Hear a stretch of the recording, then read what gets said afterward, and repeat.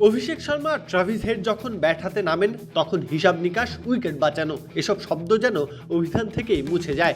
চোখ বন্ধ করেই যেন ব্যাট চালান দুজনে।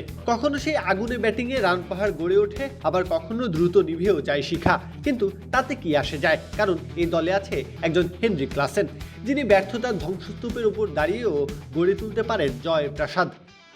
2026 আইপিএল আসর যেন একেবারে ক্লাসেনময়। ধারাবাহিকতা বলতে যা বোঝায় তার জীবন্ত প্রতিচ্ছবি হয়ে উঠেছেন এই প্রোটিয়া ব্যাটার। 11 ম্যাচে ব্যাট হাতে নেমেছেন আর প্রায় প্রতিবারই দলকে দিয়েছেন নির্ভরতার ছায়া। 30 রানের নিচে আউট হয়েছেন মাত্র দুবার, একবার 29 আর একবার 11। বাকি সব ইনিংসে যেন তিনি একাই লিখে চলেছেন আধিপত্যের গল্প। পাঞ্জাব কিংসের বিপক্ষেও তার ব্যতিক্রম হয়নি।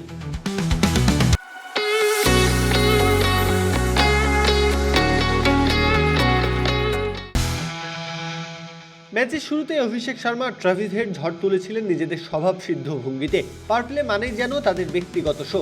বল উড়েছে আকাশে, ফিল্ডাররা থেকেছেন দর্শকের ভূমিকায়। সেই ঝড় সূচনার পর কিছুটা ধাক্কা খেলেও ইনিংসের হাল ধরেন ঈশান কিষান। তবে আসল নাটক শুরু হয় তখনই, যখন ক্রিজে তার সঙ্গী হন হেনরিক ক্লাসেন।